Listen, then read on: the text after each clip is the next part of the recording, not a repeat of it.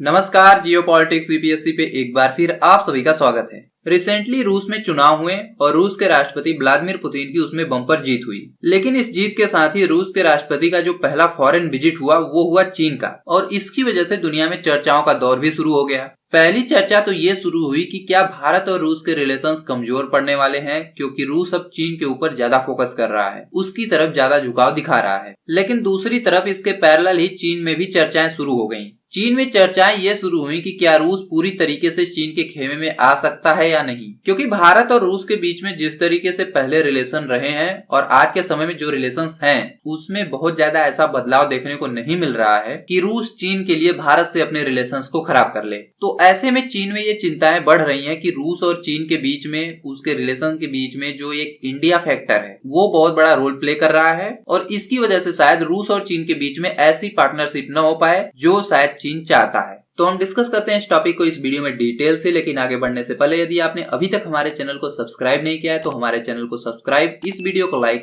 और bell icon को press करना ना भूलिएगा। तो देखिए, आज के समय में भारत, चीन और रूस के बीच में जो एक ट्रायंगुलर डायनामिक्स बना हुआ है उसमें तीनों देश अपने अपने हिसाब से काम कर रहे हैं और अपने अपने देश के हित में फैसले ले रहे हैं, पॉलिसीज बना रहे हैं। लेकिन चीन के लिए आज के समय समस्या ये है कि चीन चाहता है कि रूस पूरी तरीके से उसके खेमे में आ जाए, क्योंकि यदि रूस पूरी तरीके से उसके खेमे में नहीं आता है तो ये जो इंडो पैसिफिक रीजन में चीन के खिलाफ एक जो जियोपॉलिटिक्स चल रही है उसमें चीन को बहुत बड़ा धक्का लगेगा, क्योंकि इस वजह से इस पूरे इंडो पैसिफिक रीजन में चीन अलग थलग पड़ सकता है। तो ऐसे में ये कहा जा रहा है कि भारत और रूस के बीच में जो एक डीपर डिप्लोमेटिक रिलेशंस है उसको चीन को स्वीकार करना चाहिए, और यदि चीन इसको स्वीकार नहीं करता है और रूस को पूरी तरीके से अपने खेमे में लाने का प्रयास करता है तो इससे वह भारत को अमेरिका के और ज्यादा करीब जाने के लिए पुश करेगा, और भारत अमेरिका के बहुत ज्यादा करीब जाए ये भी चीन नहीं चाहता है, क्योंकि चीन के लिए इससे डायरेक्ट थ्रेट उत्पन्न होता है। और हाल के समय में भारत में भी कुछ इसी तरीके की चर्चाएं उठी हैं, क्योंकि जिस तरीके से रूस में चुनाव संपन्न होने के बाद रूस के राष्ट्रपति व्लादिमीर पुतिन का चीन विजिट हुआ है तो उससे भारत में ये अलार्म बेल्स बजने लगी कि रूस यदि चीन के बहुत ज्यादा नजदीक जाता है, चीन के खेमे में जाने का प्रयास करता है, तो इसकी वजह से जो ट्रेडिशनल रूस और भारत का फ्रेंडशिप है उसके ऊपर प्रभाव पड़ेगा और यह भारत के नेशनल इंटरेस्ट को भी हर्ट करेगा। लेकिन वास्तविकता यह है कि आज के समय में भारत, चीन और रूस का रिलेशन बहुत सारे डायनेमिक्स के ऊपर डिपेंडेंट है और किसी एक डायनेमिक्स के आधार पर कोई निर्णय नहीं लिया जा सकता। और ठीक ऐसी ही स्टडी एक चीन से आ रही है, जहां पे चीन में ये स्टडी किया जा रहा है कि किस तरीके से भारत और रूस का रिलेशन चीन को प्रभावित कर रहा है, और उसका निष्कर्ष ऐसे निकाला जा रहा है कि यदि भारत और रूस का रिलेशन ऐसे ही चलता रहता है और आगे बढ़ता रहता है तो इससे चीन इंडो पैसिफिक रीजन में एक इम्पोर्टेंट अलाई को खो देगा और इंडो पैसिफिक रीजन में चीन अलग थलग पड़ जाएगा। और चीन यदि ये प्रयास करता है कि भारत और रूस के रिलेशंस डिरेल हों और रूस चीन के खेमे में आए तो ऐसे में भारत और अमेरिका के बीच में रिलेशंस बहुत ज्यादा बढ़ेंगे, और यह तो चीन के लिए बिल्कुल भी अच्छा नहीं होगा। तो चीन में एक्सपर्ट्स इस बात को लेकर के चर्चा कर रहे हैं कि भारत और रूस के बीच में जो रिलेशंस हैं तो उसको लेकर के ये दो ऑप्शंस चीन के सामने हैं, चीन इसमें से जैसा चाहे वैसा चूज करे। क्योंकि चीन को ऐसा दिख भी रहा है कि कई बार भारत की वजह से रूस चीन का समर्थन नहीं करता है। इनमें से कुछ स्टडीज चीन के द्वारा इस तरीके से की गई हैं कि जब भारत में 2023 में G20 की मीटिंग हो रही थी और उस दौरान चीन के द्वारा जो G20 टूरिज्म समिट को बाइकआउट किया गया था, जो कि इंडिया के कश्मीर में होस्ट किया गया था, तो रूस की तरफ से चीन के इस बाइकआउट को इग्नोर किया गया और रूस ने बढ़ चढ़ के इस G20 के टूरिज्म समिट में कश्मीर में हिस्सा लिया। तो जब रूस चीन को इग्नोर करते हुए कश्मीर में G20 मीटिंग में भाग लिया तो इससे चीन के कान खड़े हो गए, क्योंकि चीन अब एक ऑकवर्ड पोजीशन में आ चुका था, क्योंकि चीन पूरे G20 के देशों में इकलौता ऐसा देश था जिसने इस मीटिंग को बाइकआउट किया था, और इसकी वजह से चीन पूरा अलग थलग पड़ गया था। तो इसको लेकर भी चीन के कान पहले ही खड़े हो गए थे। इसके अलावा पिछले साल ही साल 2023 में मिड अगस्त में जब भारत और चीन के बीच में बॉर्डर इशू को लेकर के कमांडर लेवल का जो टॉक चल रहा था तो उस दौरान ही रूस की तरफ से ये स्टेटमेंट आया था कि रूस जल्द ही भारत को S-400 मिसाइल डिफेंस सिस्टम की जो बची हुई खेपें उनकी डिलीवरी करेगा, और उसके भारत पहुंचने के कुछ डेट भी बताए गए थे। और ये पिछले कुछ समय से ये बार बार देखा जा रहा है कि जब भारत और चीन के बीच में कुछ भी मिलिट्री लेवल की इंगेजमेंट होती है तो उस समय रूस से एक स्टेटमेंट आ जाता है कि रूस भारत को S-400 मिसाइल सिस्टम जल्दी प्रोवाइड करेगा। इसके अलावा भारत के साथ रूस की कई अन्य डिफेंस सिस्टम को लेकर भी बातचीत चल रही है। तो इस न्यूज की वजह से चीन के पब्लिक में रूस के अगेंस्ट एक आउटरेज देखा गया कि किस तरीके से चीन रूस के ऊपर विश्वास कर सकता है, जबकि रूस और चीन के बीच में लिमिटलेस फ्रेंडशिप है। उसके बावजूद रूस चीन को बार बार दबाने का प्रयास कर रहा है और भारत के साथ back to back strategic cooperation कर रहा है। इसके अलावा हाल ही में जहां ये देखा गया है कि रूस भारत के साथ ऑयल एंड गैस को लेकर के डील साइन कर रहा है, रूस भारत को और ज्यादा ऑयल प्रोवाइड करने की कोशिश कर रहा है, क्योंकि हाल ही में रिलायंस कंपनी के द्वारा रूस के साथ एक डील को साइन किया गया है। तो ऐसे में ये भी देखा जा रहा है कि रूस चीन के साथ ऑयल एंड गैस के मुद्दों पर, कई मुद्दों पर बहुत कम ध्यान दे रहा है। हालांकि ऑयल एंड गैस की सप्लाई रूस से चीन को हो रही है, लेकिन ये बहुत ही टेम्परेरी सा दिखता है, क्योंकि आज के समय में रूस यूक्रेन वार में फंसा हुआ है, इसीलिए रूस की ये मजबूरी है। लेकिन फिर भी रूस और चीन के बीच में एक जो साइबेरिया 2 गैस पाइपलाइन को लेकर के बातचीत है, वो लंबे समय से अटकी हुई है। दोनों देश मिलकर के अभी तक ये नहीं तय कर पाए हैं कि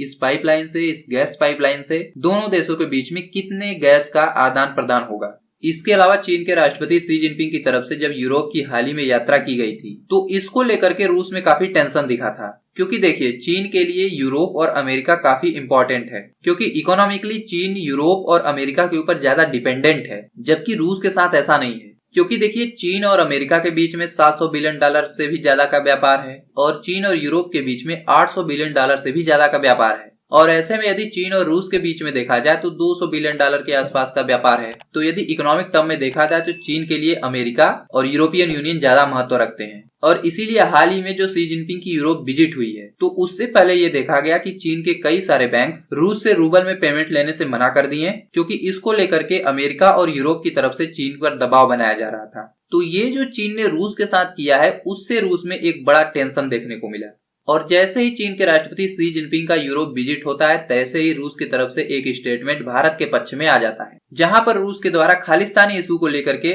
भारत का समर्थन किया गया। वहीं रूस की तरफ से भारत के बचाव पक्ष में आते हुए अमेरिका को यह कहा गया कि अमेरिका भारत के ऊपर दबाव बनाने का प्रयास कर रहा है, क्योंकि जिस खालिस्तानी मुद्दे के ऊपर अमेरिका भारत के ऊपर दबाव बनाने का प्रयास कर रहा है, उसका अभी तक अमेरिका की तरफ से कोई भी सबूत नहीं दिए गए हैं। तो रूस का भारत के पक्ष में आकर के सीधा खड़ा हो जाना, ये अमेरिका और चीन दोनों के लिए एक संदेश था कि रूस भारत के साथ खड़ा है। और इन्हीं सब वजहों से चीन में भारत और रूस के रिलेशंस को लेकर के एक मीडिया सर्वे किया गया, और इस सर्वे में ये बात सामने आई है कि जिस तरीके से रूस भारत के समर्थन में खड़ा होता है, भारत को मिलिट्री सपोर्ट प्रोवाइड करता है, जिसके साथ चीन का बॉर्डर डिस्प्यूट है, तो ऐसे में चीन के लोग ये सोचते हैं कि रूस चीन के पीठ में छुरा घोंप रहा है। ऐसा एक चीन के मीडिया सर्वे में बात सामने आई है, क्योंकि चीन के लोग ये समझते हैं कि भारत को रूस हर तरीके से सपोर्ट करता है, चाहे वो मिलिट्री टेक्नोलॉजी की बात हो, जैसे रूस भारत को 4th जनरेशन टैंक की टेक्नोलॉजी प्रोवाइड कर रहा है, या चाहे रूस और चीन का कोई भी इनिशिएटिव हो, रूस उसमें भारत को ला करके खड़ा कर देता है। जैसे संघाई कोऑपरेशन ऑर्गेनाइजेशन है, उसमें रूस के द्वारा भारत को लाया गया, भारत को सपोर्ट किया जाता है।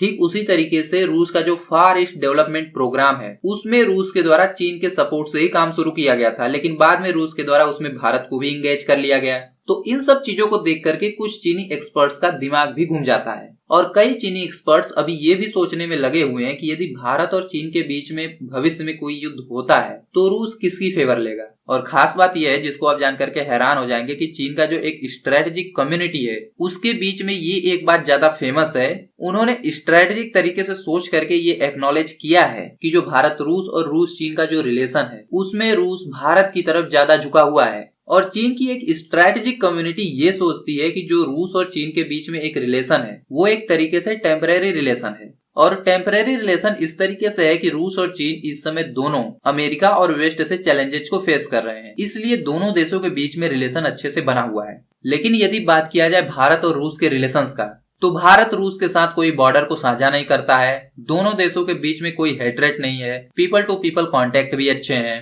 दोनों देशों के बीच में कोई भी डिस्प्यूट नहीं है। लेकिन यदि चीन और रूस के साथ देखा जाए, तो चीन रूस के साथ एक बॉर्डर को साझा करता है, और उसका रूस के साथ एक बॉर्डर डिस्प्यूट भी है, और दोनों देशों के बीच में एक दूसरे को लेकर के विश्वास की कमी है। तो इस तरीके से भारत और रूस एक दूसरे के लिए नेचुरल एलाई बन जाते हैं, जबकि चीन और रूस का जो रिलेशन है वो टेम्परेरी है। ऐसा चीन के टॉप लीडरशिप में एक सोच है, क्योंकि चीन और रूस के बीच में जो बॉर्डर डिस्प्यूट है, उसको लेकर के रूस का सीधा सीधा कहना है कि यदि चीन रूस की तरफ एग्रेशन दिखाता है, उसकी जमीन को हड़पने का प्रयास करता है, तो ऐसे में रूस सीधा चीन के ऊपर न्यूक्लियर बॉम्ब का प्रयोग कर देगा। तो जहां पर रूस में इस तरीके की सोच इन्वॉल्व है, तो आप सोचिए कि रूस और चीन के रिलेशन किस तरीके से चल रहे हैं। तो इसीलिए आज के समय में चीन में ये सोचा जा रहा है कि जो भारत और रूस का रिलेशन है, वो चीन के लिए जियोपॉलिटिक्स में कुछ समस्याएं तो पैदा करता है, और उसकी वजह से चीन के पब्लिक का जो सेंटीमेंट है वो भी हर्ट होता है। लेकिन चीन को रूस की जरूरत है, और इसलिए इन डिफरेंसेस को डाउन प्ले करने की आवश्यकता है। और चीन के ऐसा सोचने के पीछे दो रीजन है। पहला तो चीन जो अपना चाइना लेड वर्ल्ड ऑर्डर बनाना चाहता है उसमें उसको रूस की आवश्यकता होगी, बिना रूस के वो ऐसा नहीं कर सकता है। यदि चीन के साथ रूस नहीं आता है तो चीन को एक आइसोलेशन फील होगा। इसके अलावा इंडो पैसिफिक रीजन में चीन को रूस की आवश्यकता है, क्योंकि इंडो पैसिफिक रीजन को लेकर के चीन का कंसर्न इस समय ये है कि भारत इंडियन ओशियन रीजन में और इंडो पैसिफिक रीजन में अमेरिका सहित सभी वेस्टर्न कंट्रीज को ला रहा है। तो ये जो इंडो पैसिफिक रीजन में जो एक गेम चल रहा है जिसमें भारत वेस्टर्न कंट्रीज और अमेरिका के साथ मिल करके पूरे इंडो पैसिफिक रीजन में जो एक मिलिट्री प्रेजेंस बढ़ा रहा है, उसकी वजह से चीन की समस्याएं बढ़ी हुई हैं। लेकिन चीन के लिए फिर वही समस्याएं खड़ी हो जाती हैं, क्योंकि भारत एक ऐसा देश है जो रूस और अमेरिका को भी एक टेबल पर ला सकता है। और ऐसा चीन इसलिए सोचता है क्योंकि भारत का जो सबसे बड़ा मैरीटाइम एक्सरसाइज है मिलान, उसमें भारत रूस को भी इनवाइट करता है और अमेरिका को भी इनवाइट करता है, और इसमें दोनों देशों की नौसेनाएं रूस और अमेरिका की आकर के भाग लेती हैं। तो यहाँ पे सोचने वाली बात ये पैदा हो जाती है कि जहाँ पे पूरी दुनिया में रूस और चीन के नो लिमिट फ्रेंडशिप की बात की जा रही है, तो वहीं पे चीन की जो एक स्ट्रेटेजिक कम्युनिटी है वो इस बात को सोच रही है कि फिलहाल के समय में रूस तो यूक्रेन वार में उलझा हुआ है, इसलिए वो चीन का समर्थन चाहता है, लेकिन कभी न कभी तो ये वार समाप्त होगा। इसके बाद लॉन्ग रन में रूस और चीन के रिलेशन का क्या महत्व होगा, वो किस दिशा में जाएगा, उसको लेकर के चिंतित है। इसके अलावा दूसरा थॉट चीन में ये है कि यदि चीन रूस और भारत के जो रिलेशन है उसको डिरेल करता है, उसमें इंटरफेरेंस करने की कोशिश करता है और रूस को अपने खेमे में लाने की कोशिश करता है, तो इससे जो भारत और रूस का रिलेशन है वो थोड़ा कमजोर पड़ेगा और रूस भारत को थोड़ा वेपन्स की सप्लाई कम कर देगा। लेकिन इसकी वजह से होगा क्या कि भारत अमेरिका की तरफ चला जाएगा, जो भी वेपन्स की रिक्वायरमेंट होगी भारत अमेरिका से उसको पूरा करने की कोशिश करेगा। साथ ही साथ चीन के लिए सबसे बड़ी समस्या ये होगी कि जो चीन के सबसे बड़े एडवर्सरीज हैं अमेरिका और भारत, वो दोनों एक साथ आ जाएंगे। क्योंकि यदि अभी के समय में देखा जाए तो जो भारत और रूस का रिलेशन है उसकी वजह से जो अमेरिका के साथ भारत का रिलेशन है वो उतना ज्यादा मजबूत नहीं है, क्योंकि भारत को रूस के साथ भी अपने रिलेशंस को मेंटेन करना है। तो चीन को अभी इन दोनों मुद्दों पर विचार करना है कि भारत और रूस के रिलेशंस को किस एंगल में लेके जाना है, भारत और रूस के रिलेशंस को वो किस तरीके से सोच सकता है, उसमें उसका स्ट्रेटेजिक पोजीशन क्या होगा। तो चीन को ये सोचना होगा कि भारत और रूस के रिलेशंस को लेकर के इन दोनों ऑप्शंस में से जो भी स्ट्रेटेजिकली चीन के ऊपर कम प्रेशर बनाए उसके ऊपर ही वो आगे बढ़ना चाहेगा। तो यहाँ पर यदि हम समराइज करने की कोशिश करें तो ये जो भारत और रूस का रिलेशन है उसको लेकर के चीन का जो एक इनसिक्योरिटी है वो सामने आता है। तो चीन जहां एक तरफ ये सोच रहा है कि वो रूस के साथ अलायंस बना करके इंडो पैसिफिक रीजन में अमेरिका, वेस्टर्न कंट्रीज और भारत से निपटने का प्रयास करे, तो वहीं दूसरी तरफ चीन के लिए भारत और रूस का रिलेशन एक टेंशन बना हुआ है, एक सर दर्द बना हुआ है। तो देखिए, चीन, रूस और भारत के रिलेशन को लेकर के किसी एक निश्चित कंक्लूजन पे नहीं पहुंचा जा सकता है, क्योंकि इन तीनों देशों का एक दूसरे के साथ रिलेशन बहुत ही कॉम्प्लेक्स डायनेमिक से जुड़ा हुआ है। और ये कभी नहीं कहा जा सकता कि चीन के लिए रूस भारत के साथ अपने जो रिलेशन है उसको तिलांजलि देगा, और ये भी नहीं कहा जा सकता कि रूस भारत के लिए चीन के साथ अपने रिलेशंस को कमजोर करेगा। तो अब तो ये आने वाला समय ही बताएगा कि ये जो चीन का भारत और रूस के रिलेशन को लेकर के एक इनसिक्योरिटी है वो किस तरीके की है और वो किस तरीके से आगे बढ़ती है।